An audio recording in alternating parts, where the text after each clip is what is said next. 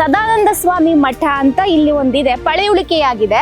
ಅಲ್ಲಿ ಹುಡ್ಕೊಂಡು ಹೊರಟಿದೀವಿ. ಇದಕ್ಕೊಂದು ಕಥೆ ಇದೆ.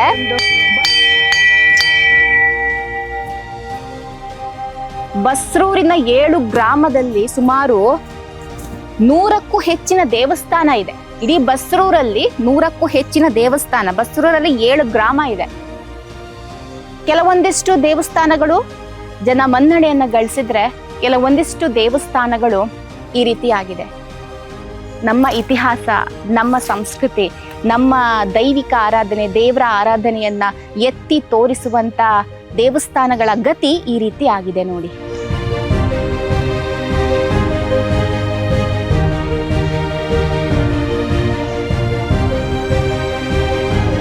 ನಾವು ಇದನ್ನ ಸಂರಕ್ಷಿಸಬೇಕು. ಇದನ್ನೇನಾದ್ರೂ ಜೀರ್ಣೋದ್ಧಾರ ಮಾಡೋದು ಅಥವಾ ಒಂದು 10 ಜನ ಬಂದು ಹೋಗಿ ನೋಡಿದ್ರೆ ನಮ್ಮ ಮುಂದಿನ ಜನಾಂಗಕ್ಕೆ ಈ ಒಂದು ಐತಿಹಾಸಿಕ ಕಥೆ ಏನಿದೆ ಅದು ಪಾಸ್ ಆನ್ ಆಗುತ್ತೆ. ಇದು ಹೀಗೆ ಬಿದ್ದು ಹೋಗಿದೆ, ಇನ್ನೊಂದು 10-15 ವರ್ಷ ಹಾಗೆ ನೆಲಸಮ ಆಗಿ ಹೋಗುತ್ತೆ, ಇದು ಇಲ್ಲಿಗೆ ಮುಗ್ದು ಹೋಗುತ್ತೆ. ನಮ್ಮ ಇತಿಹಾಸವನ್ನ, ನಮ್ಮ ಸಂಸ್ಕೃತಿಯನ್ನ ನಾವೇ ನಾಶ ಮಾಡಿದಾಗುತ್ತೆ. ಹೀಗೆ ಅಲ್ಲಲ್ಲಿ ನಿಮಗೆ ಪಳೆಯುಳಿಕೆಗಳು ನೋಡೋದಿಕ್ಕೆ ಸಿಗುತ್ತೆ. ಏನೋ ಇದ್ದಿರಬಹುದು, ಆದ್ರೆ ಇದಕ್ಕೆ ಯಾವುದೇ ಪುರಾಣ ದಾಖಲೆಗಳು ಇಲ್ಲ, ಕಥೆಗಳು ಅಷ್ಟೇ. ಅಜ್ಜ ಅಜ್ಜಿಯರು ಹೇಳಿರುವಂತ ಕಥೆಗಳು ನಾವ್ ಇವತ್ತಿಗೂ ಅದನ್ನ ನಂಬ್ಕೊಂಡು ಕೇಳ್ಕೊಂಡು ಬಂದಿದ್ದೀವಿ.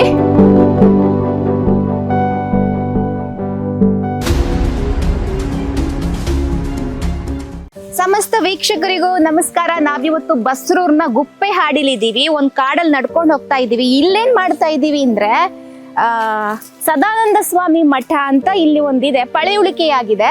ಅಲ್ಲಿ ಹುಡ್ಕೊಂಡು ಹೊರಟಿದೀವಿ. ಇದಕ್ಕೊಂದು ಕಥೆ ಇದೆ. ಬಸ್ರೂರು ಮಹಾಲಿಂಗೇಶ್ವರ ದೇವಸ್ಥಾನ ಹಾಗೇನೆ ಧರ್ಮಸ್ಥಳ ಮಂಜುನಾಥೇಶ್ವರ ದೇವಸ್ಥಾನ ಒಂದೇ ದಿವಸ ಪ್ರತಿಷ್ಠಾಪನೆ ಆಗ್ಬೇಕು ಅಂತ ಸದಾನಂದ ಸ್ವಾಮಿಗಳು ಹೇಳ್ತಾರೆ ಅಂತೆ. ಅಂದ್ರೆ ನಾನು ಗಂಟೆ ಜಾಗಟೆಯನ್ನ ಬಾರಿಸ್ತೇನೆ, ಆ ಸಮಯಕ್ಕೆ ಬಸ್ರೂರಿನಲ್ಲಿರುವಂತ ಮಹಾಲಿಂಗೇಶ್ವರ ದೇವಸ್ಥಾನ ಹಾಗೇನೆ ನಮ್ಮ ಧರ್ಮಸ್ಥಳ ಮಂಜುನಾಥೇಶ್ವರ ಸ್ವಾಮಿ ದೇವಸ್ಥಾನದ ಪ್ರತಿಷ್ಠಾಪನೆ ಆಗ್ಬೇಕು ಅಂತ. ಆದ್ರೆ ಆ ಸಂದರ್ಭದಲ್ಲಿ ಬಸ್ರೂರಲ್ಲಿ ಏನಾಗತ್ತೆ, ದಾಸಯ್ಯ ಅಂತ ಗೊತ್ತಲ್ಲ, ಅವ್ರೇನ್ ಮಾಡ್ತಾರೆ, ಭಿಕ್ಷೆ ಬೇಡ್ಲಿಕ್ಕೆ ಬರ್ತಾರೆ. ಗಂಟೆ ಜಾಗಟೆ ಬಾರಿಸ್ಕೊಂಡು ಭಿಕ್ಷೆ ಬೇಡಕ್ ಬರ್ತಾರೆ. ಸೊ ಬಸ್ರೂರಲ್ಲಿ ಏನಾಗತ್ತೆ, ಇದು ಸ್ವಾಮಿಗಳೇ ಗಂಟೆ ಊದಿದ್ದು ಅಂತ ಅನ್ಕೊಂಡು ಮಹಾಲಿಂಗೇಶ್ವರ ಸ್ವಾಮಿಯ ಪ್ರತಿಷ್ಠಾಪನೆಯನ್ನ ಮಾಡ್ತಾರೆ. ಆಮೇಲೆ ಹೋಗಿ ಸ್ವಾಮಿ ಜೊತೆ ಕೇಳ್ತಾರೆ ನಮ್ದಾಯ್ತು ಪ್ರತಿಷ್ಠಾಪನೆ ಅಂತ. ಆದ್ರೆ ಸ್ವಾಮೀಜಿ ಹೇಳ್ತಾರೆ, ನಾನು ಗಂಟೆ ಜಾಗಟೆ ಹೊಡಿಲೇ ಇಲ್ಲ, ನೀವ್ ಹೇಗ್ ಪ್ರತಿಷ್ಠಾಪನೆ ಮಾಡಿದ್ರಿ ಅಂತ. ಆಗ ಗೊತ್ತಾಯ್ತು ಏನಂದ್ರೆ, ಇದು ಸ್ವಾಮೀಜಿ ಬಾರಿಸಿರುವಂತ ಗಂಟೆ ಜಾಗಟೆ ಅಲ್ಲ, ಇದು ಅದ್ರ ಬದಲಾಗಿ ದಾಸಯ್ಯನವರ ಗಂಟೆ ಜಾಗಟೆ ಅಂತ ನಾವು ಮಿಸ್ಟೇಕ್ ಮಾಡ್ಕೊಂಡು ಇಲ್ಲಿ ಪ್ರತಿಷ್ಠಾಪನೆ ಮಾಡಿದ್ವಿ ಅಂತ. ಇದು ಕಥೆ ಅಷ್ಟೇ. ಈ ಕಥೆಗೆ ಯಾವುದೇ ದಾಖಲೆ ಇಲ್ಲ. ಇದು ಹಿರಿಯರು ಹೇಳಿರುವಂತ ಒಂದು ಕಥೆ. ಇದು ನನಗೆ ಇಲ್ಲಿ ಬರೋದ್ಕಿಂತ ಮುಂಚೆ ಹೇಳಿದ್ದಾರೆ, ಯಾಕಂದ್ರೆ ತುಂಬಾ ಕೇರ್ಫುಲ್ ಆಗಿರ್ಬೇಕು. ಒಂದು ಅಲ್ಲಲ್ಲಿ ಹಾವುಗಳು ಓಡಾಡ್ತಿರುತ್ತೆ, ಇನ್ನೊಂದೇನಂತ ಹೇಳಿದ್ರೆ ಅಲ್ಲಲ್ಲಿ ಬಾವಿ ತರ ಗುಂಡಿ ಇರುತ್ತೆ, ನೋಡ್ಕೊಂಡು ಜಾಗ್ರತೆಯಿಂದ ಕಾಲಿಡ್ಬೇಕು ಅಂತ ಹೇಳಿದ್ದಾರೆ. ಇದು ಸದಾನಂದ ಸ್ವಾಮಿಯವರ ದರ್ಶನದ ಜೊತೆಗೆ ಒಂದು ಅಡ್ವೆಂಚರಸ್ ಟ್ರೆಕ್ಕಿಂಗ್ ತರ ಆಗಿದೆ. ಸೊ ಕೇರ್ಫುಲ್ ಆಗಿ ನಾವು ಹೋಗ್ತಾ ಇದ್ದೀವಿ. ಹಾಗೆ ಸದಾನಂದ ಸ್ವಾಮಿ ಅವರಿಗೆ ಕೋಪ ಬರುತ್ತೆ, ಈ ಊರೇ ಸರಿ ಇಲ್ಲ, ಈ ಊರಿನ ಜನರು ಸರಿ ಇಲ್ಲ ಅಂತ. ಆಗ ಆ ಊರಿನ ಗಣ್ಯ ವ್ಯಕ್ತಿಗಳೆಲ್ಲ ಹೋಗಿ ಸದಾನಂದ ಸ್ವಾಮಿಗಳ ಜೊತೆ, ಇಲ್ಲೊಂದೇನೋ ಇದೆ, ಪಳೆಯುಳಿಕೆ ಇದೆ, ಇಲ್ಲೊಂದು ನೋಡಿ, ನಮ್ಮ ಕ್ಯಾಮ್ರಾಮನ್ ಪ್ರಸಾದ್ ಅವ್ರು ತೋರಿಸಿ, ಈ ಗುಪ್ಪೆ ಹಾಡಿಯಲ್ಲಿ ಇಲ್ಲಿ ಒಂದೇನೋ ಕಲ್ಲಿನ ಆಕಾರದ ಪಳೆಯುಳಿಕೆ ಇದೆ. ಇದು ಏನು ಅಂತ ಗೊತ್ತಿಲ್ಲ, ಸದ್ಯಕ್ಕೆ ಇಲ್ಲಿ ನೀರು ತುಂಬಿಕೊಂಡಿದೆ.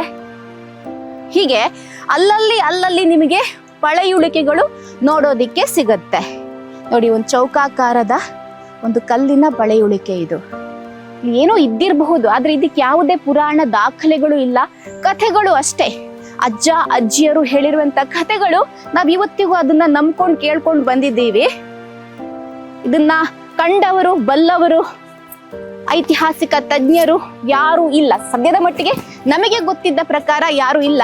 ಯಾರಾದ್ರೂ ಗೊತ್ತಿದ್ದಲ್ಲಿ ಇದನ್ನ ಮುಂದೆ ಬಂದು ಹೇಳಿದ್ರೆ ನಮ್ಮಂತ ಬಹಳಷ್ಟು ಜನರಿಗೆ ಇದರ ಇತಿಹಾಸ ತಿಳ್ಕೊಳ್ಳುವಂತ ಅವಕಾಶ ಸಿಕ್ಕಂತಾಗತ್ತೆ. ಸೊ ಆಗ ನನ್ನ ಕತೆ ಹೇಳ್ತಿದ್ದೆ ಅಲ್ಲ ನಿಮ್ಗೆ, ಏನ ಕತೆ? ಊರಿನ ಗಣ್ಯ ವ್ಯಕ್ತಿಗಳು ಬಂದು ಸದಾನಂದ ಸ್ವಾಮಿ ಅವ್ರಿಗೆ ಕೈ ಮುಗ್ದು ಕೇಳ್ಕೊಳ್ತಾರೆ, ನಮ್ಮಿಂದ ತಪ್ಪಾಯ್ತು, ಈಗ ನಾವೇನ್ ಮಾಡ್ಬೇಕು ಅಂತ. ಅದಕ್ಕೆ ಸ್ವಾಮಿಗಳು ಹೇಳ್ತಾರೆ, ನಾನು ಒಂದು ಪರೀಕ್ಷೆ ಮಾಡ್ತೀನಿ ನಿಮ್ಮನ್ನ. ಓ ಬಂದೇ ಬಿಡ್ತು. ಏನ್ ಪರೀಕ್ಷೆ ಮಾಡ್ತೀನಿ ಅಂದ್ರು? ನಾನು ಒಂದೆರಡು ಮಡಿಕೆಯನ್ನ ಇಡ್ತೇನೆ ಊರಲ್ಲಿ. ಊರ ಮಂದಿ ಎಲ್ಲ ಸೇರ್ಕೊಂಡು ಆ ಮಡಿಕೆಗೆ ನೀವು ಹಾಲನ್ನ ತಂದು ಹಾಕ್ಬೇಕು ಅಂತ ಸದಾನಂದ ಸ್ವಾಮಿಗಳು ಹೇಳ್ತಾರೆ. ನಾನಿಲ್ಲಿ ಚಪ್ಪಲನ್ನ ಇಟ್ಟು ಹೋಗ್ತೀನಿ. ಕೊನೆಗೂ ನಾನು ಸದಾನಂದ ಸ್ವಾಮಿಯವರ ಗುಹೆಯನ್ನ ತಲುಪಿದ್ದೇನೆ. ನೋಡಿ, ನಾನು ಆಗ್ಲೇ ಹೇಳ್ದೆ ಅಲ್ಲ, ಇದು ದೇವಸ್ಥಾನ, ಇಲ್ಲಿ ಪೂಜೆ ಆಗ್ತಿಲ್ಲ, ಇದು ಕೇವಲ ಪಳೆಯುಳಿಕೆಯಾಗಿ ಬಿದ್ದಿದೆ.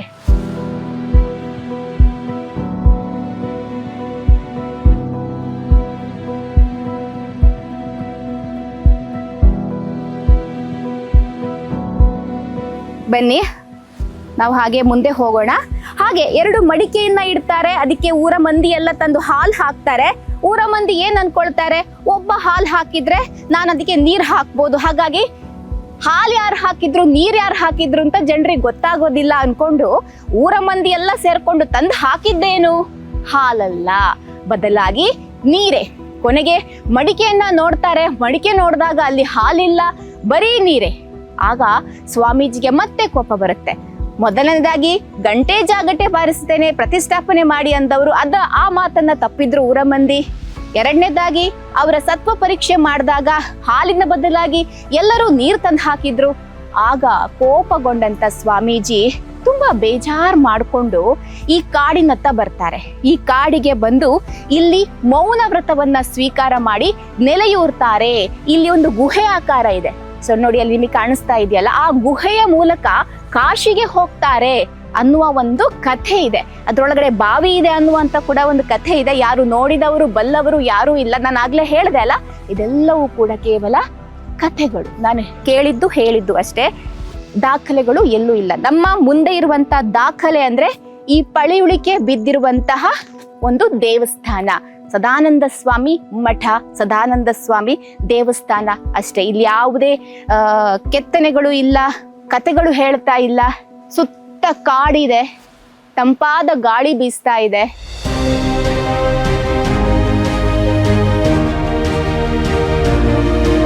ಓಕೆ, ನಾನು ಎಲ್ಲಾರು ಒಂದು ದಾಖಲೆ ಸಿಗುತ್ತಾ ಅಂತ ನೋಡ್ತಾ ಇದ್ದೀನಿ.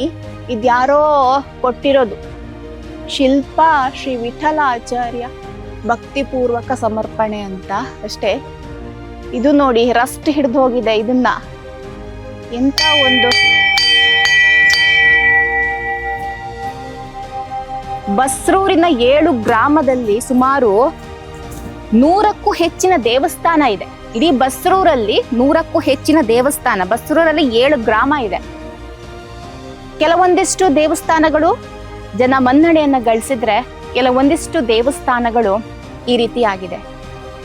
ನಮ್ಮ ಇತಿಹಾಸ, ನಮ್ಮ ಸಂಸ್ಕೃತಿ, ನಮ್ಮ ದೈವಿಕ ಆರಾಧನೆ, ದೇವರ ಆರಾಧನೆಯನ್ನ ಎತ್ತಿ ತೋರಿಸುವಂತ ದೇವಸ್ಥಾನಗಳ ಗತಿ ಈ ರೀತಿ ಆಗಿದೆ ನೋಡಿ.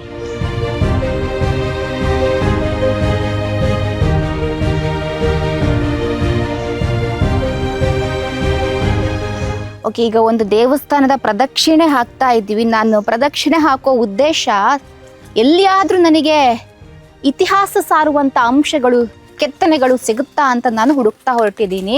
ಇದೇನಪ್ಪ ಇದು? ಇದು ಖಾಲಿ ಪ್ಲಾಸ್ಟಿಕ್.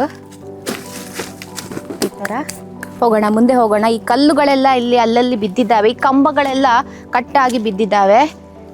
ನೋಡೋಣ ಇಲ್ಲಿ ಏನಾದರೂ ನನಗೆ ಕಥೆಗಳು ಸಿಗ್ತಾವ ಅಂತ.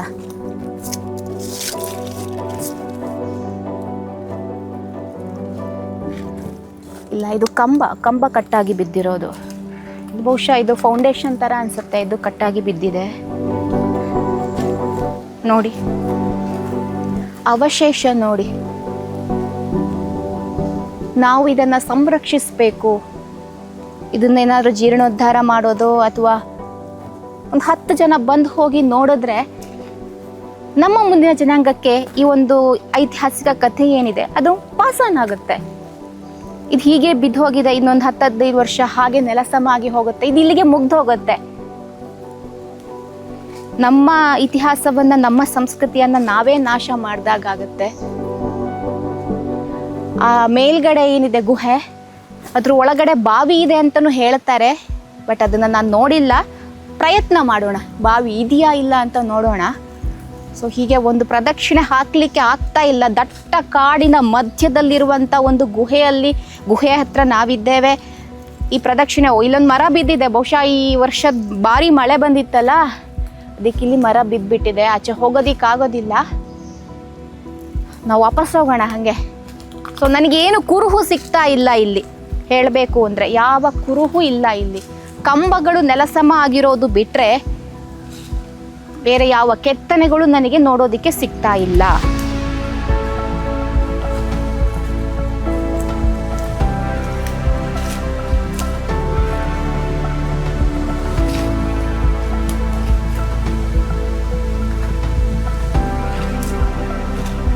ಆಮೇಲೆ ಈಗ ನಾನು ಈ ಗುಹೆಯ ಹತ್ತ ತೆರಳುತ್ತಾ ಇದ್ದೇನೆ. ನೋಡೋಣ ಏನಾದರೂ ನೋಡೋದಿಕ್ಕೆ ಸಿಗುತ್ತಾ ಅಂತ. ಹಾವಿರ್ಬೋದು, ತುಂಬ ಕೇರ್ಫುಲ್ ಆಗಿರಬೇಕು.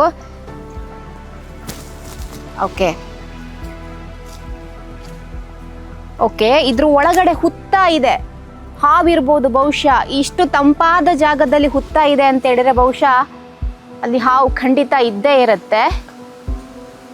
ಓಕೆ, ಎಲ್ಲಿ ಕಾಣಿಸ್ತಿದ್ಯಾ ನೋಡಿ, ಅಲ್ಲಿ ಒಂದು ದೀಪ ಇದೆ. ಅದು ಯಾವ ಕಾಲದಲ್ಲಿ ಹೊಚ್ಚಿರೋ ದೀಪದ ಪಳೆಯುಳಿಕೆ ಅಂತ ಗೊತ್ತಿಲ್ಲ ನಮಗೆ. ನಾನು ಸ್ವಲ್ಪ ದೂರದಲ್ಲೇ ನಿಂತ್ಕೊಳ್ತೀನಿ, ಯಾಕಂದರೆ ಏನಾದರೂ ಹಾವು ಗೀವು ಬಂದುಬಿಟ್ರೆ ಭಯ ಆಗತ್ತೆ. ಇದನ್ನ ಗುಹೆ ಅಂತ ಹೇಳ್ತಾರೆ. ಸದಾನಂದ ಸ್ವಾಮೀಜಿ ಈ ಗುಹೆ ಒಳಗಡೆ ಹೋಗಿ ಮಾಯ ಆಗ್ತಾರೆ. ಅವ್ರು ಎಲ್ಲಿ ಹೋದ್ರು ಗೊತ್ತಿಲ್ಲ. ಕಾಶಿಗೆ ಹೋದ್ರು ಅಂತ ಹೇಳ್ತಾರೆ. ನಿಜವಾಗ್ಲೂ ಕಾಶಿಗೆ ಹೋದ್ರಾ ಅಥವಾ ಇಲ್ಲಿ ಜೀವಂತ ಸಮಾಧಿ ಆಗಿದ್ದಾರಾ ಗೊತ್ತಿಲ್ಲ, ಯಾರಿಗೂ ಏನು ಗೊತ್ತಿಲ್ಲ.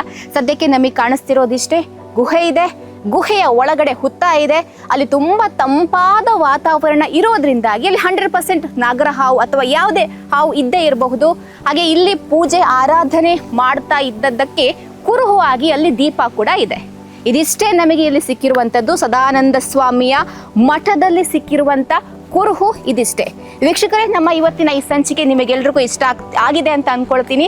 ಇದೇ ರೀತಿ ಉಡುಪಿಯಲ್ಲಿರುವಂಥ ಬೇರೆ ಬೇರೆ ದೇವಸ್ಥಾನಗಳ ಪರಿಚಯ, ಯಾರು ಕಂಡಿರದ ಗೊತ್ತಿಲ್ಲದ ವಿಚಾರಗಳನ್ನು ನಿಮ್ಮ ಮುಂದೆ ಪಬ್ಲಿಕ್ ನೆಕ್ಸ್ಟ್ ಕಡೆಯಿಂದ ನಾವು ಬಿತ್ತರಿಸ್ತೀವಿ. ನಮಸ್ಕಾರ.